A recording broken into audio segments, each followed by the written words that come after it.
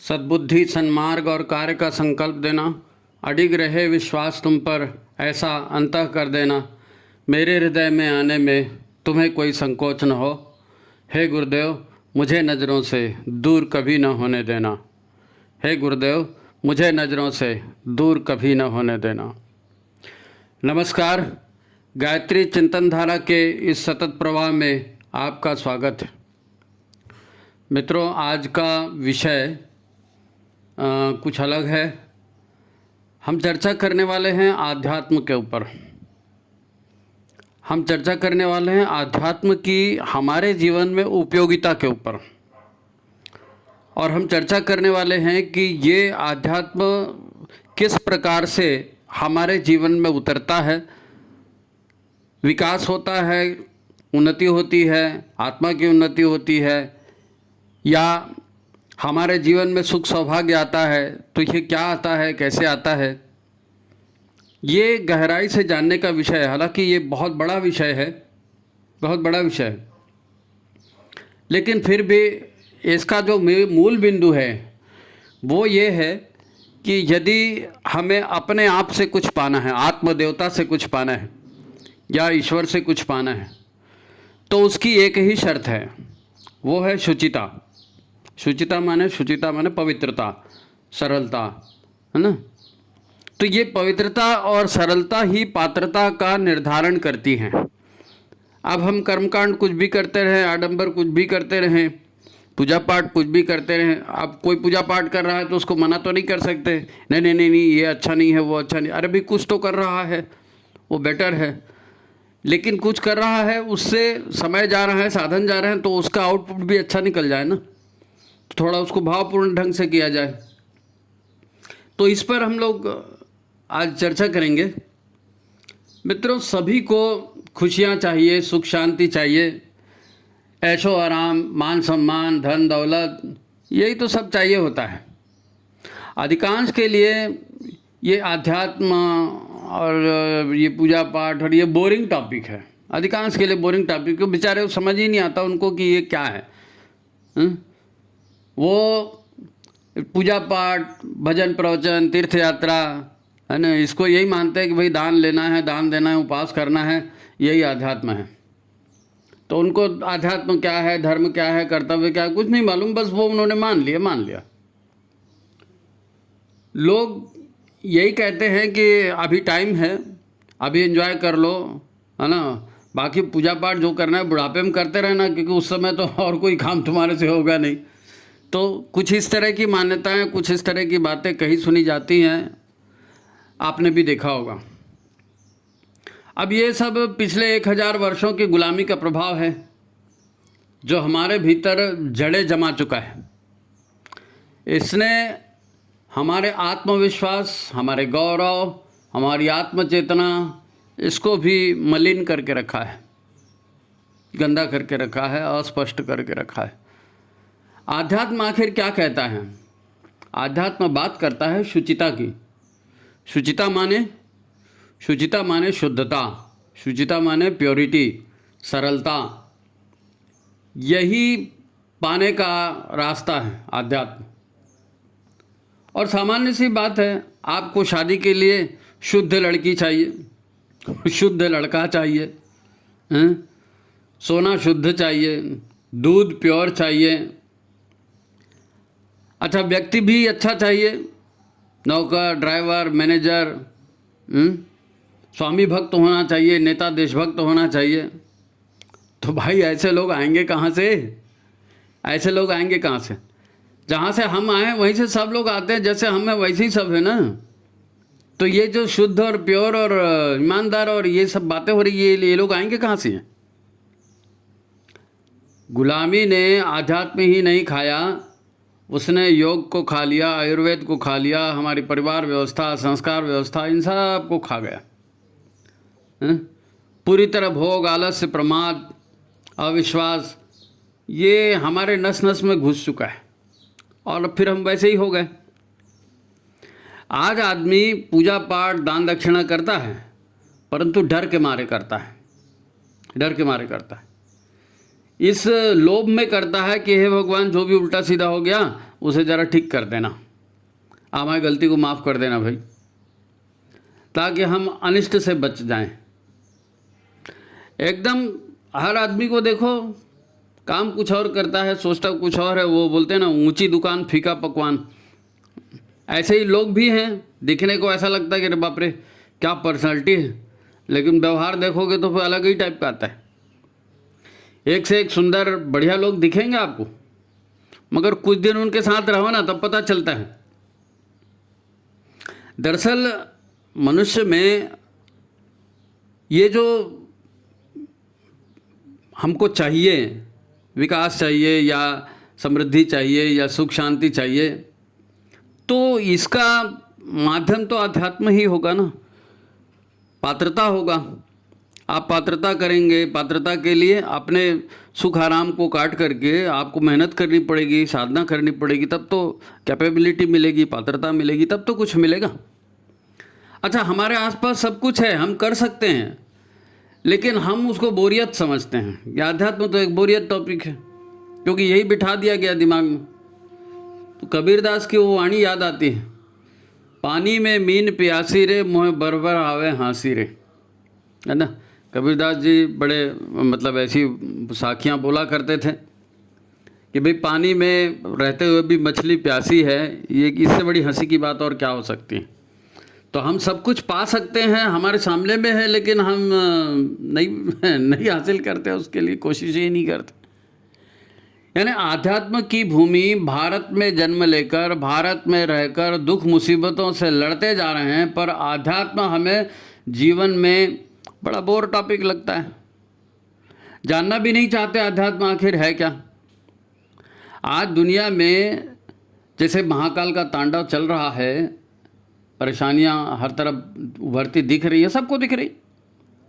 तो सबसे पहला प्रहार किस पर पड़ रहा है? स्वास्थ्य पर पड़ रहा है। लोगों का दिमाग ठीक नहीं है, पेट ठीक नहीं है, शरीर ठीक नहीं, यही तो है ना। सबसे पहला प्रभाव तो इसी पर है, उल्टे सीधे जो काम हो रहे हैं उसका।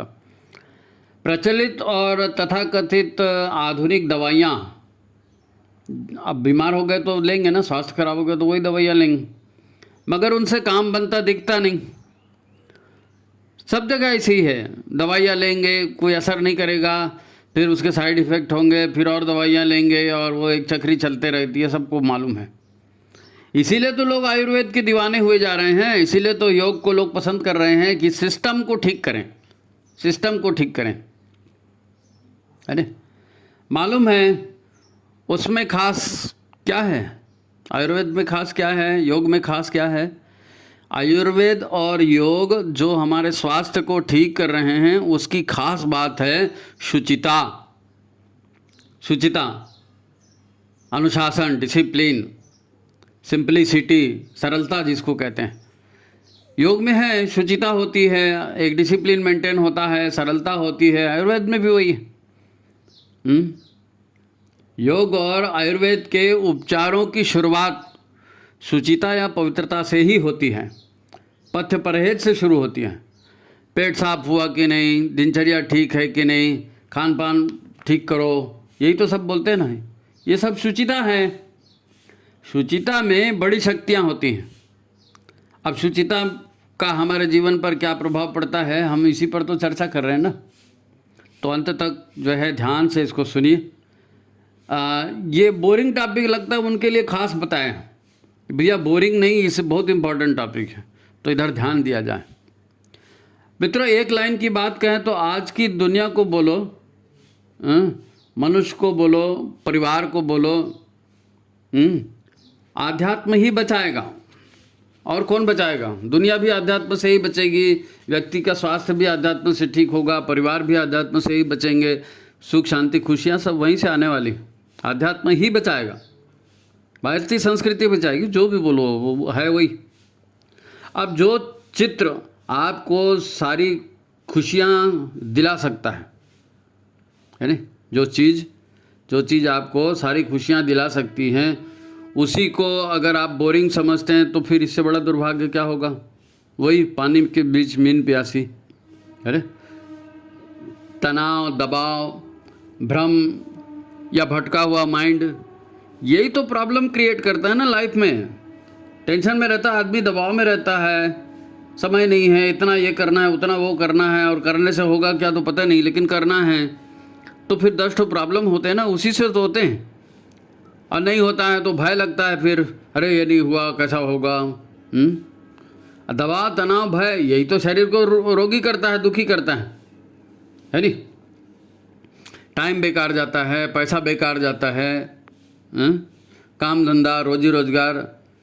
अब दिमाग ही ठीक नहीं है, शरीर ही ठीक नहीं, तो सभी खराब होगा, है नहीं। अच्छा, एक वो अमेरिकी उद्योगपति है, आपने नाम सुना होगा, स्टीव जॉब्स, ये उसको भी नाम सुना होगा, मार्क जुकरबर्ग, है नहीं। ये उधर अमेरिका के उद्योगपति हैं, बहुत अरबपति खरबपति लोग हैं। तो ये आज भी किस प्रकार भारत में आते हैं और हनुमान जी के अवतार नीम करौली बाबा, है ना, उनके आश्रम में जाते हैं और आज भी आशीर्वाद लेके आते हैं। ऐसा कहते हैं कि बाबा ने शरीर तो छोड़ दिया है, फिर भी उनके आश्रम में लोग आते हैं। प्रख्यात बड़े बड़े विश्व के बड़े बड़े लोग आते हैं। वो हॉलीवुड के एक अभिनेत्री है, नाम सुना होगा, हीरोइन एंजेलिना जोली, है ना, और उन्हीं के समकक्ष एक और बहुत बड़ा अभिनेता है विल स्मिथ, खूब चलती है इनकी फिल्में। ये सब भारत में आए हैं, इन सब ने हिंदू जीवन पद्धति को स्वीकार किया है और आज ध्यान साधना में समय लगा रहे हैं, ध्यान साधना में समय लगा रहे हैं, आध्यात्म में। अब विदेशी उदाहरण इसलिए देना पड़ता है कि दिमाग में तो पश्चिमी भोगवाद ही भरा रहता है ना। अपने आसपास का देंगे, फलाना करता है, तो वो समझ में नहीं आएगा, क्या रे वो तो ऐसी है, ढोंग करता है। विदेशी लोग कर रहे हैं, आम आदमी विदेश की ही तो नकल करता है ना। मथुरा में जाओ, वृंदावन में जाओ, जगन्नाथपुरी में जाओ, ऋषिकेश, या सुदूर हिमालय में चले जाओ, तो कौन मिलेंगे वहाँ पर? गोरे गोरे सन्यासी मिलेंगे, यूरोप के, अमेरिका के, रूस के, ऑस्ट्रेलिया के। यहाँ से लोग आते हैं साधना करने के लिए हिमालय में। पूरा यूट्यूब भरा पड़ा है जी, उनके इंटरव्यू है, उनकी बातचीत है, हम कैसे आए, हमने क्या किया, पूरा यूट्यूब भरा पड़ा है। सवाल यह है कि हम जानना नहीं चाहते ना, हम देखना नहीं चाहते, हम तो यूट्यूब में कुछ और देखते हैं। ये सारी जानकारियाँ भी वहाँ है ना। हमको ये नहीं मालूम कि माँ काली, उसका प्रकटीकरण कहाँ हुआ था, शुंभ निशुंभ राक्षस मारे गए थे। अब दुर्गा सप्तशती पढ़ते हैं, धार्मिक जो है आरतियाँ चालीसा ये सब पढ़ते हैं, लेकिन ये वास्तव में कहाँ हुआ था, ये एक्चुअल में हुआ था कि नहीं हुआ था, इसको जानने की कोशिश भी नहीं करते।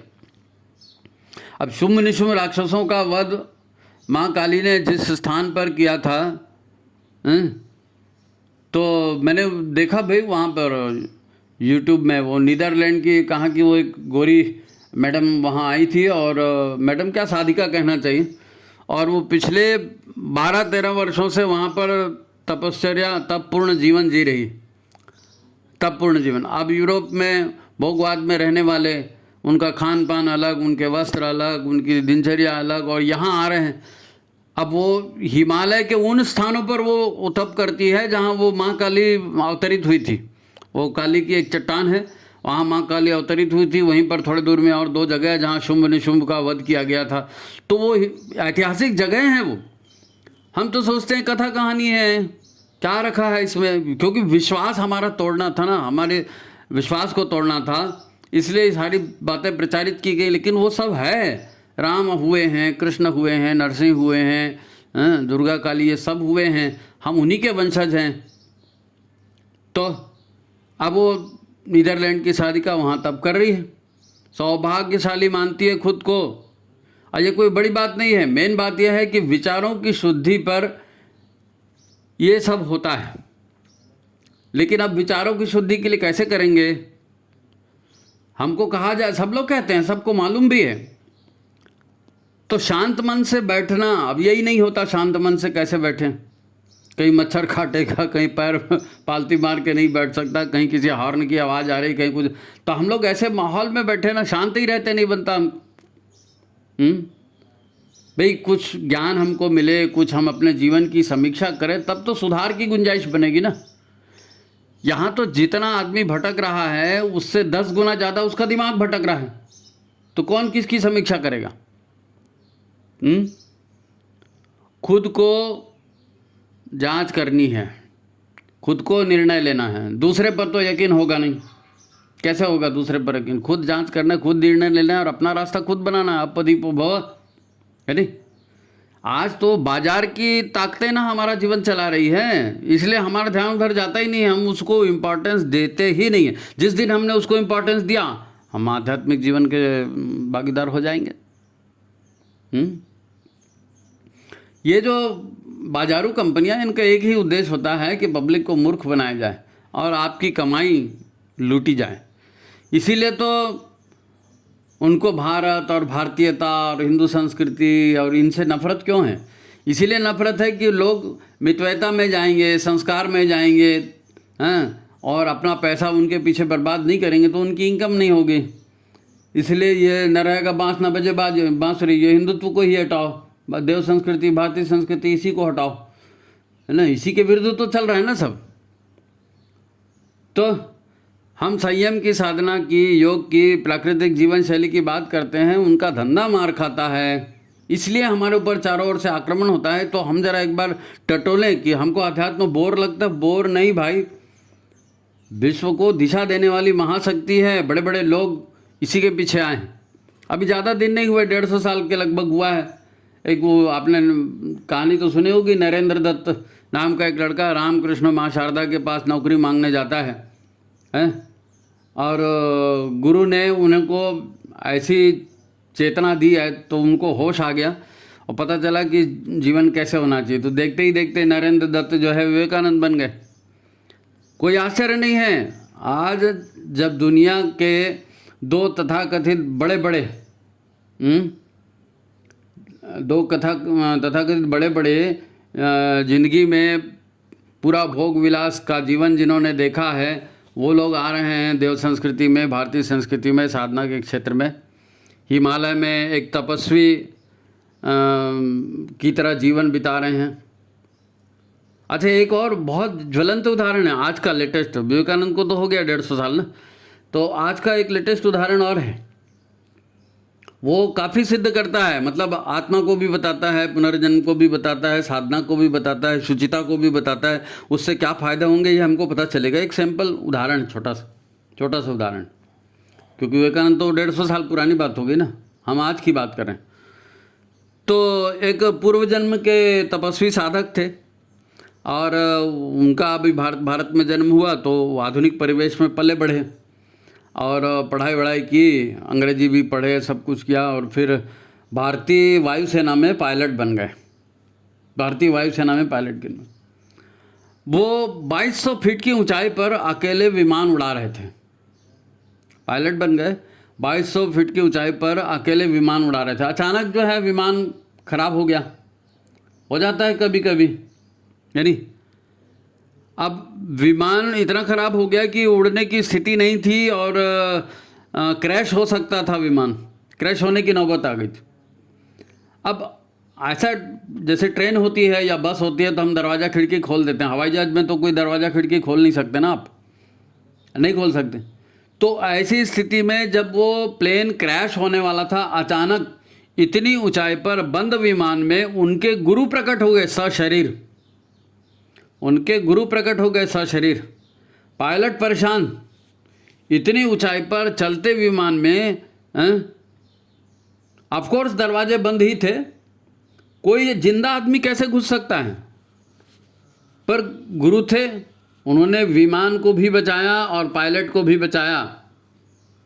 फिर वही सज्जन जो है ना, वो पायलट थे, उन्होंने वो मिलिट्री की नौकरी छोड़ दी, एयरफोर्स की नौकरी छोड़ दी, क्योंकि उनको लगा कि कुछ तो भी बहुत बड़ी बात है भाई, अचानक इतने 2200 फीट की ऊंचाई पर विमान के बंद दरवाजे में एक जिंदा आदमी कैसे घुस सकता है। तो ये साइंस से बड़ी कोई और साइंस है, साइंस से बड़ी कोई और साइंस है जिसकी वजह से ये हुआ, क्योंकि उसने क्रैश होने से भी बचाया ना विमान को। उनको तो मालूम था, वो जानते थे कि क्या होने से विमान क्रैश होता है, इतनी ऊंचाई से मरेंगे तो क्या होगा, वो सब उनको मालूम था। तो उनको भारी आश्चर्य हुआ और उन्होंने फिर नौकरी छोड़ दी। उन्होंने कहा नहीं भैया, ऐसे व्यक्ति के चरण नहीं छोड़ना है। और वो फिर पायलट बाबा के नाम से प्रसिद्ध हुए, वो लग गए अपने गुरु के साथ। ध्यान साधना में लग गए, हिमालय की यात्रा में लग गए, सारे साधु संतों से मिले, उनका मार्गदर्शन मिला। उनको बाद में पता चला लोगों से मिलने के बाद कि वो कई जन्मों से साधक हैं। अब इस जन्म में ठीक है, शुरुआत में पता नहीं था, है नहीं, लेकिन उनसे भगवान को बड़े बड़े काम करवाने थे ना, इसलिए फिर एक चमत्कार उनके सामने में हुआ और उनकी दिशा बदल गई। फिर उन्होंने पुस्तकें लिखी, हिमालय बोल रहा है, हिमालय बोल रहा है। और उस पुस्तक में जो है वो पूरे जो पवित्र क्षेत्र है हिमालय का, देवभूमि कहते हैं ना हिमालय को, उस पवित्र क्षेत्र का काफ़ी परिचय उन्होंने उसमें दिया है। ये कोई काला जादू नहीं है, कोई हाथ की सफाई नहीं है, कोई भौतिक विज्ञान इस बात का जवाब नहीं दे सकता कि सेना के उड़ते जहाज में कोई व्यक्ति सशरीर कैसे प्रकट हो जाता है, पर हुआ तो है। तो ये 5 तत्वों और प्राण के अपने ढंग से, अपनी इच्छा से चलाने की शक्ति मिली कहाँ से? पंचतत्वों का शरीर है ना, तो पंचतत्वों को हम रूपांतरित कैसे करेंगे और अपनी इच्छा से, प्राण से, संकल्प से कैसे, किस प्रकार काम करेंगे? ये चमत्कार किसका है? शुचिता का, पवित्रता का। शुचिता और पवित्रता ही विदेशियों को भारत में आमंत्रित कर रही है साधना के लिए। शुचिता, पवित्रता ही ऐसे ऐसे काम करवा रही है जिसको आज विज्ञान भी समझा नहीं सकता। तो ज़रा ये जो धर्म अध्यात्म को बोरिंग टॉपिक कहते हैं, तो ज़रा अपने दिमाग को टटोलो और ज़रा ठीक रास्ते पर आओ। मनुष्य शरीर मिल गया है, इससे बढ़िया सुअवसर कोई नहीं मिलेगा। कबीरदास जी हंस रहे हैं ना, पानी के बीच मीन प्यासी, तो हमारे लिए हंस रहे हैं। शुचिता, पवित्रता से लोक कल्याण की भावना पैदा होती है। ये शक्ति मिलती है अपने पंच तत्वों के शोधन से। पंच तत्वों के शोधन से हमारे शरीर में 5 तत्व है ना, इनका शोधन करना पड़ता है। प्राणों के शोधन से, साधना से ये होता है। और ये इस तरह की साधना हमारे गुरुदेव ने भी तो की है ना। 24 लाख के 24 महापुरुष शरण किए, कितना कठोर तप किया, अपने पंच तत्वों का पूर्ण शोधन कर डाला उन्होंने। गुरुदेव के पास भी ये सारी ताकतें थी। और कितनी ही बार दुनिया भर में फैले गुरुदेव के शिष्यों ने हजारों बार ऐसा अनुभव किया है। कहीं भी सशरीर गुरुदेव प्रकट हो जाते थे। वातावरण, मौसम, हालात कैसे भी हों, भक्तों को जीवन देना, उन भक्तों की सुरक्षा करना, उन्होंने कभी कोई कोर कसर नहीं छोड़ी। जब आप गुरुदेव के चमत्कारों को देखेंगे, सुनेंगे, पढ़ेंगे तो आपको पता चलेगा ये सारा कोई कपोल कल्पना नहीं है। ये शुचिता का, पवित्रता का, हम पवित्रता से जुड़े। ईश्वर पवित्र है ना, तो पवित्रता से जुड़ेंगे तो ईश्वर की सारी शक्तियाँ जुड़ेंगी ना। अब आप सोचेंगे उनको कैसे पता चलता है वो कौन कहाँ है, कैसे काम कर रहा है? अरे भाई, ये सूक्ष्म शक्तियों का विज्ञान है, सूक्ष्म शक्तियों का। अब आपने शुरू ही नहीं किया और सारा क्लाइमैक्स आपको कैसे समझाया जाए? वो तक शक्ति कहाँ से मिलेगी, हम किससे संपर्क करेंगे? इसकी एकमात्र कसौटी है शिष्य की पात्रता का विकास। आपने गुरु बनाया है, गुरुदेव भी बार बार कहते हैं अपनी पात्रता का विकास करो। तो पात्रता का विकास मतलब क्या? पात्र काहे से बना है? पंच तत्वों से। और पात्र में छेद काहे के हैं? कामना के, वासना के, प्रतिशोध के, हिंसा के। तो ये जो निगेटिविटी है, इसी को हटाना, यही तो साधना है जी। इसको हटाएंगे तो सब पवित्र हो जाएगा, भीतर से पवित्र हो जाएगा। तो भीतर में तो परमात्मा बैठा है ना, उसकी शक्तियाँ खुद ब खुद प्रकट होंगी, खुद ब खुद प्रकट होंगी। आप खुद सोच कर देखो, गुरु हो या साक्षात देव शक्तियाँ, वो किनकी मदद करेंगी? किनकी मदद करेंगे? लोग बोलते हैं ना, हे गुरुदेव मदद करना, हे गणेश भगवान फलाना कर देना, लेकिन देवता हो या गुरु हो, किसकी मदद करेंगे? ये उन्हीं की मदद करेंगे जो सच्चे हृदय से उनका काम कर रहे हैं। अब फालतू लोग तो दुनिया में बहुत है ना जी। तो जो भगवान का काम करेंगे, गुरु का काम करेंगे, तो भगवान उनका भी ख्याल रखेगा।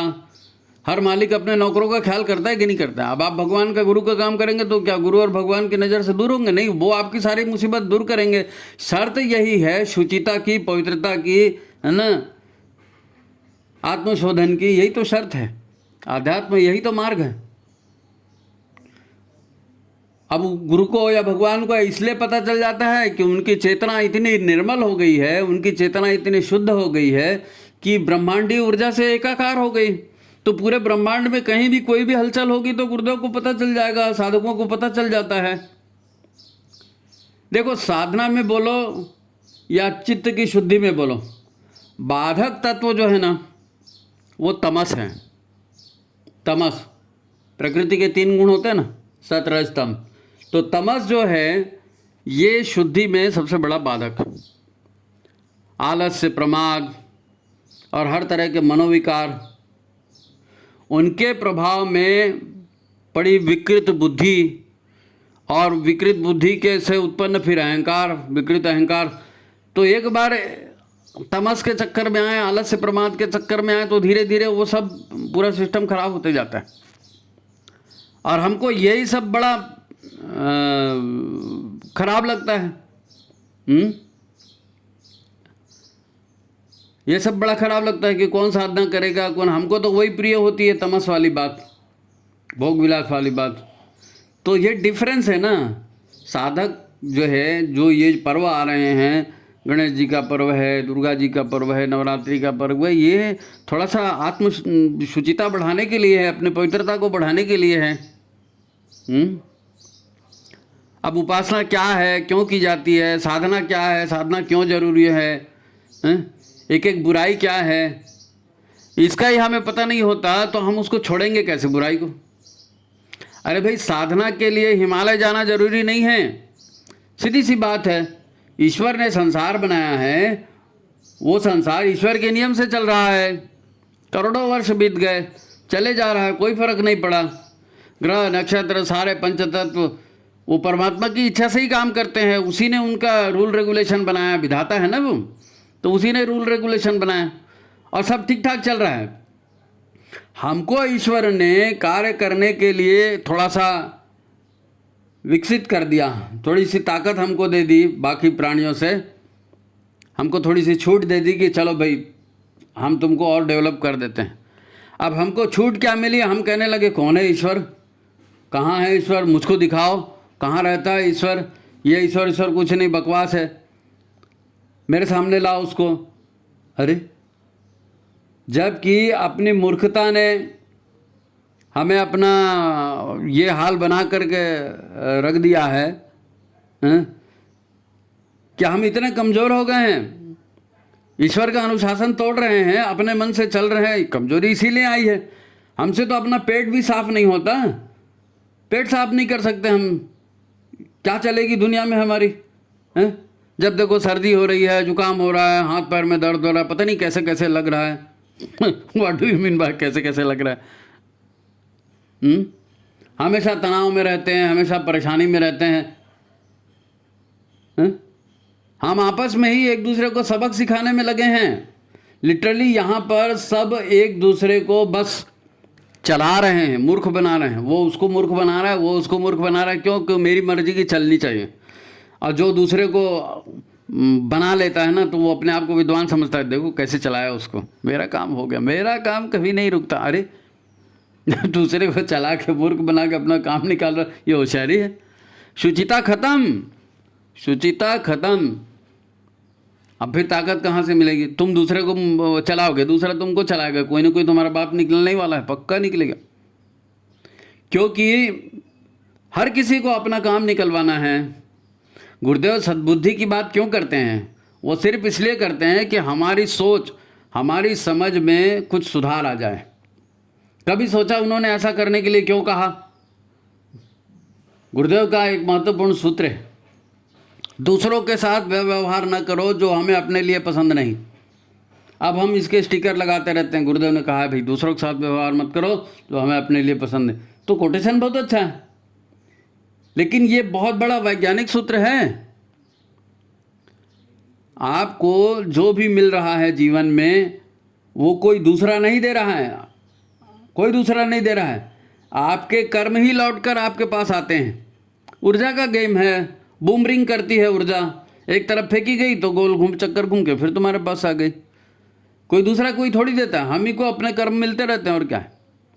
इसीलिए तो कहा है कि दूसरा कुछ करता है तो ये उसके कर्म है ना। किसी ने कुछ कर दिया, अरे कर दिया तो तुम उधर क्यों ध्यान दे रहे हो? तुम्हारे पास भी कर्म है, तुम्हारे पास भी दिमाग है, तुम अपने परिवार में हो भाई। यहाँ परिवार में कोई तुम्हारा दुश्मन नहीं है। आज अगर कुछ अप्रिय होता है,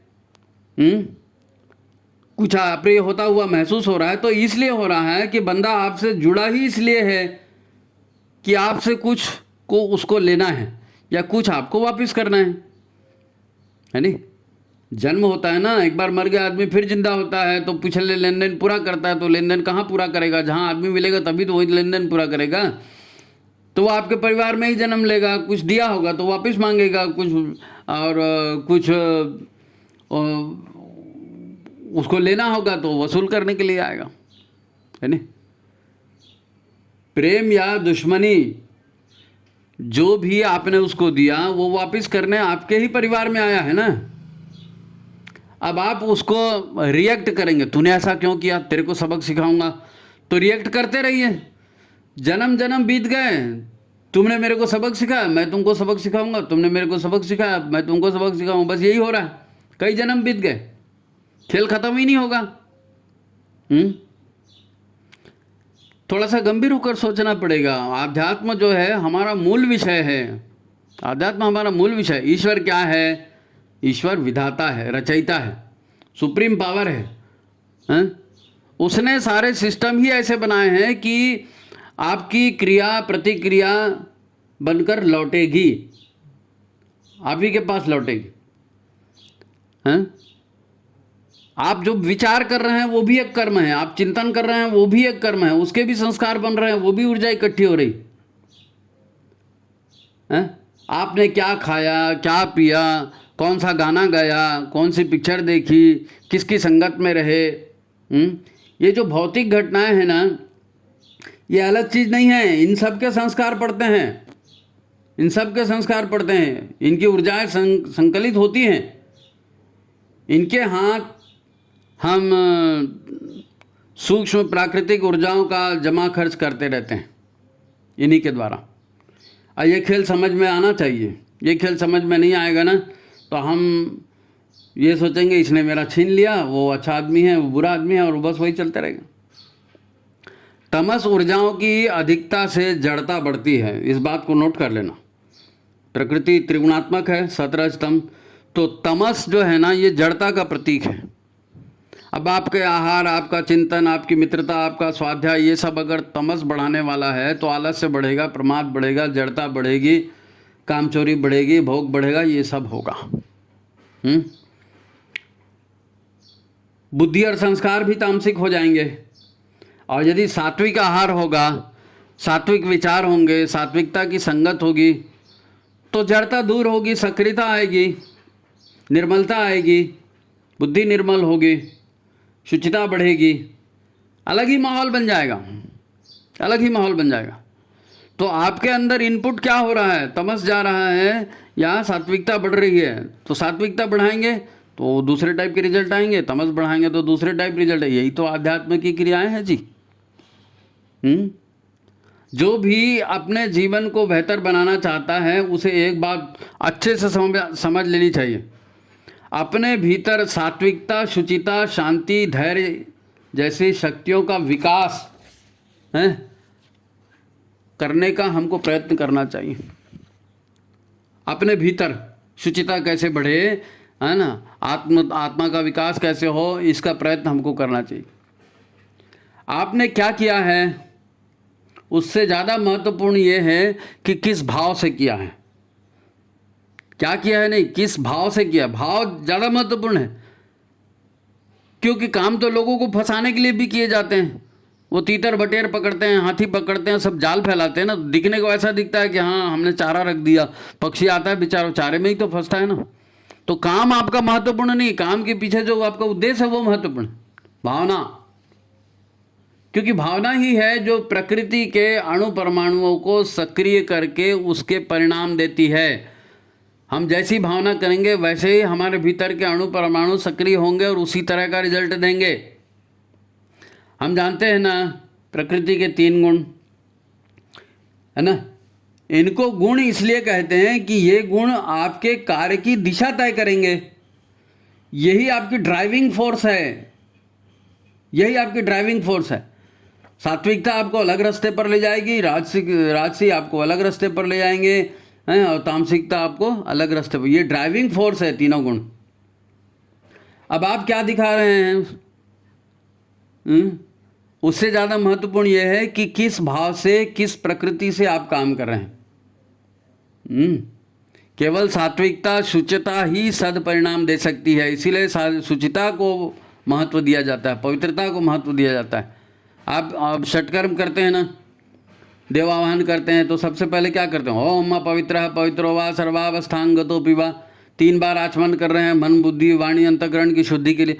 शुद्धि होगी, शुचिता होगी, तभी ईश्वर आपसे जुड़ पाएगा, ईश्वर से कांटेक्ट हो पाएगा। ईश्वर तो पावर हाउस है, वहाँ से कांटेक्ट शुचिता पर ही निर्भर करता है ना, शुचिता पर ही निर्भर करता है।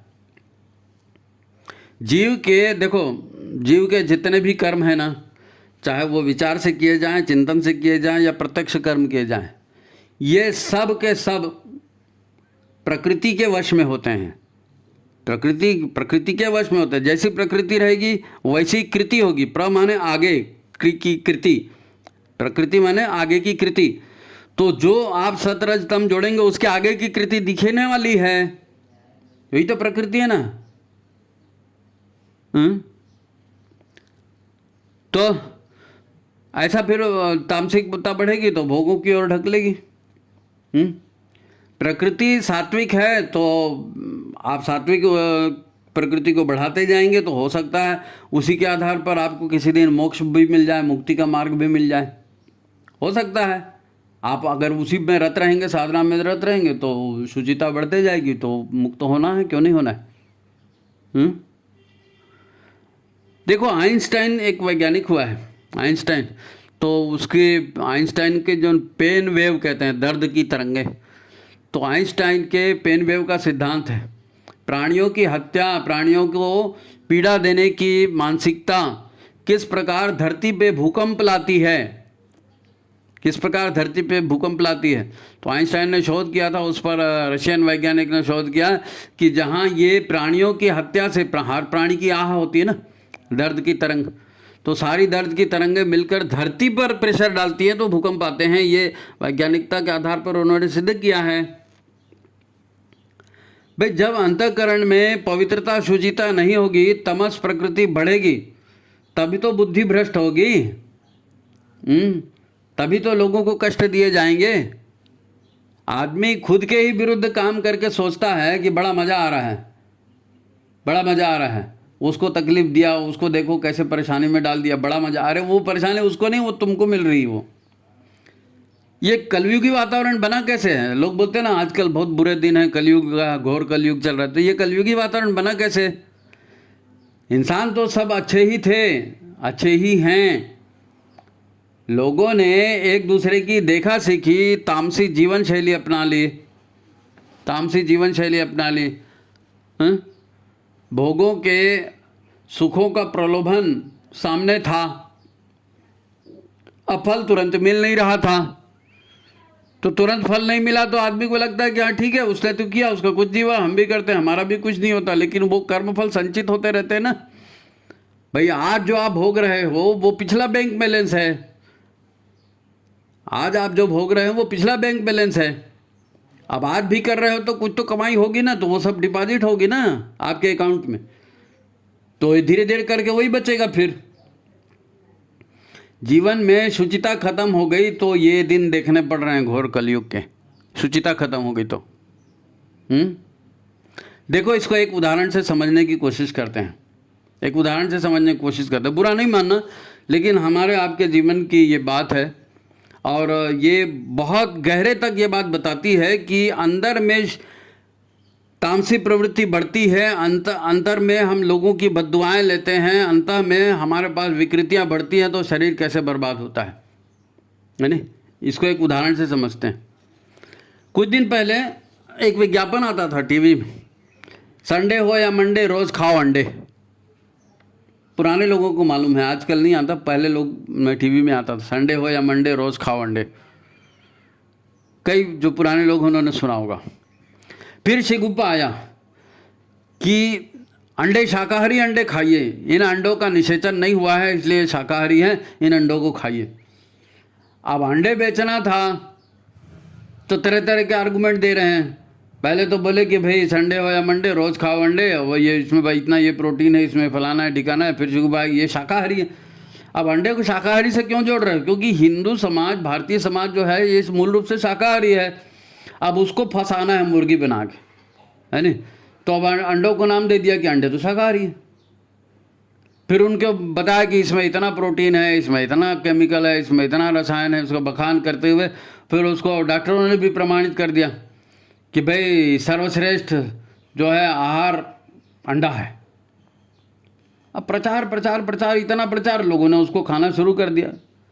लेकिन बात वही है कि कभी ध्यान से बैठेंगे, कभी तर्क करेंगे, कभी आत्मविश्लेषण करेंगे तो ये जो पोलपट्टी खुद ही समझ में आने लगेगी, हैं?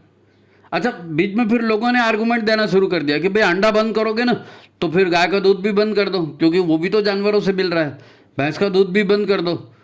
अब लोग दिमाग में सोचने लगे कि हाँ यार दूध तो चाहिए, तो चल ठीक है अंडा है, अंडा भी तो आता है, खाने की चीज़ है। अब उसको 10 व्यंजन बना के दे दिए, वो खा रहे हैं, उसको बेचारे को कोई स्वाद नहीं आ रहा, वो दुनिया भर के स्वाद डाल डाल के उसको स्वादिष्ट बना के खा रहे हैं, क्योंकि प्रचार है ज़बरदस्त है ना। अंडे भी तो पशु से आ रहे हैं, दूध भी पशु से आ रहा है, तो सब अलाउ है। अब बात सही नहीं है, अंडा खाने की बात सही नहीं है। अंडा खाने से क्या हो रहा है इधर किसी ने ध्यान दिया क्या? प्रकृति के आधार पर वो विज्ञापन कंपनियों का प्रचार क्या है वो अलग बात। अब सारी दुनिया मांस मछली खाती है तो तुम ये अंडा खाने की ये बात पंडिताई करते हो जी, फालतू बात करते हो। अंडा वंडा सारी दुनिया खा रही है, अब हम ही को बोल दिए कि तुम अपनी पंडिताई बंद कर दो। ठीक है भाई, ठीक है, ठीक है भाई साहब, पंडिताई नहीं करेंगे, आपको नहीं बोलेंगे खाओ अंडे। अब एक बात सोच मेरे भाई, एक बात सोच, अंडा क्या है? अंडा है मुर्गी का मासिक धर्म।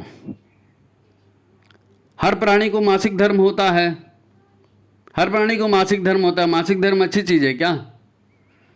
कहाँ से निकलता है, कैसे निकलता है, क्या उसका स्वरूप है, ये बताने की ज़रूरत नहीं, सबको मालूम। अब ये मुर्गी का मासिक धर्म है ये, और ये खाने की चीज़ है। अच्छा, मुर्गी भी नेचुरल नहीं, ये जितनी मुर्गियाँ आज देख रहे हो ना सफ़ेद रंग की आती हैं, कोई ब्रायलर है, कोई फलाना है ठिकाना, उसका मेरे को तो नाम भी नहीं मालूम। लेकिन इन मुर्गियों को, किसी मुर्गी को मांस के लिए तैयार किया जाता है, किसी मुर्गी को अंडे देने के लिए तैयार किया जाता है। अब एक सीरीज मेरा आपसे सीधा सा प्रश्न है, एक मुर्गी अगर रोज अंडा देगी तो उसको क्या दर्द नहीं होगा? मान लीजिए कोई महिला है, उसका मासिक धर्म ही बंद नहीं हो रहा है, ये मुर्गी का ही तो मासिक धर्म है ना। अब महिला का मासिक धर्म ही बंद नहीं हो रहा है तो कितनी परेशान होगी, कितनी दर्द में जाएगी, उसको लगेगा आत्महत्या कर डालूं। जब देखो तब मासिक धर्म चालू है, तो कैसे कैसे होगा? ये मुर्गी का रोज मासिक धर्म हो रहा है, मुर्गी कितनी परेशान होती होगी, उसको कितना दर्द होता होगा। और वो दर्द कहाँ जा रहा है? वो दर्द आपके पेट में जा रहा है, वो भावनाओं के साथ जा रहा है, वो संस्कार के साथ जा रहा है। आपको घर में कहा जाता है ना, गायत्री मंत्र बोलते हुए भोजन पकाइए, क्योंकि शुद्धता पवित्रता के वातावरण में वो पवित्रता आपके भोजन में आएगी। आपको कहा जाता है कि गुस्से में खाना नहीं खाना। तो छोटी सी मुर्गी है, उसको दवाइयाँ दे दे करके रोज उसका कंटिन्यू मासिक धर्म चलवा रहे हैं, उसको कितना दर्द, कितनी पीड़ा होती होगी, और आप उसको खा रहे हैं। अब रिजल्ट क्या निकलेगा? रिजल्ट क्या निकलेगा? कभी बैठकर सोचा है किसी ने? सोचना चाहिए, सोचना चाहिए। आध्यात्म का मार्ग प्रकाश का मार्ग है, ज्ञान का मार्ग है, प्रज्ञा का मार्ग है। कंपनियों का मार्ग है नहीं साहब, वो कंपनी बढ़िया है, वो प्रोटीन ड्रिंक है, वो फलाना ड्रिंक है, तो खाओ पियो मरो, क्या दिक्कत है? कोई दिक्कत नहीं। गणेश फंक्शन मना रहे हैं वो, और किसी को पूजा पाठ कर रहे हैं, और फिर वहाँ पर वो जलेबी दौड़ हो रही है, और ये डांस और वो ऑर्केस्ट्रा और फलाना और ठिकाना, ये सब कर। अच्छा, यही सब करना है तो उसके लिए भगवान रखने की क्या जरूरत है? वैसे ही कर सकते हो, लेकिन उसमें कोई पैसा नहीं देगा। तो भगवान के नाम से पैसा इकट्ठा करके ये काम करेंगे, इससे बड़ा भ्रष्टाचार और क्या होगा जी? तो इसी की सज़ा परिवार भुगत रहा है, इसी की सज़ा समाज भुगत रहा है। अब हम जिन देवी देवताओं की पूजा करते हैं, ये देवी देवता क्या खाते हैं? राम ने, कृष्ण ने, विष्णु भगवान ने, शंकर जी ने, किसी ने पिज़्ज़ा खाया था, बर्गर खाया था, अंडे मांस मटन खाए थे? किसी ने नहीं खाए, किसी ने नहीं खाया। भगवान कृष्ण जो है तुलसी से खुश हो जाते हैं, शंकर जी बेलपत्र से खुश हो जाते हैं, गणेश जी को धुरवा प्रिय है, हनुमान जी को गुड़ और चना प्रिय है। सो सारे देवी देवता, कोई बकरे का मांस और अंडे की ऑमलेट मांगता है क्या? अब आप आधुनिकता के नाम से वैसे करते जाएंगे, शरीर गंदा होगा, मन गंदा होगा, अंतःकरण गंदा होगा, और ये सब गंदगी जीवन में निकलेगी, रोगों में निकलेगी, परेशानी में निकलेगी, दबाव में निकलेगी, तनाव में निकलेगी। शुचिता बढ़ाना कितना जरूरी है। जीवन में सुख चाहिए ना, शांति चाहिए ना, आनंद चाहिए ना, तो उनको बढ़ाने वाले कार्यक्रम आपको करना चाहिए। महत्वपूर्ण विषय है, आप इसको 2-4 बार सुनिए, इसको महत्वपूर्ण विषय है, और लोगों को भी बताइए। विचार क्रांति अभियान ऐसे ही चलेगा। तो आज की बात तो यही समाप्त कर रहे हैं। आप लाइक करिए और शेयर करिए, लोगों के पास भेजिए, इसको समूह बनाइए, आप समूह में लोगों को भेजिए, और ये विचार क्रांति की बातें जन जन तक पहुंचनी चाहिए, है ना, जन जन तक पहुंचनी चाहिए। अब ये जो सूक्ष्म शक्तियों का एक सीरीज़ अपन ने चलाया है, उसका मेरे ख्याल से 4था या 5वां भाग है ये, क्योंकि ये भी सूक्ष्म शक्तियाँ ही हैं। शुचिता से बड़ी कोई शक्ति होती नहीं है। आज शुचिता पर पूरा काम चला है नी। तो इसकी पुरानी लिंक है, वो भी हम डाल देते हैं, जिन्होंने नहीं देखा होगा वो देखें इसको, है ना। तो फिर आज की बात समाप्त। सभी को प्रणाम, नमस्कार।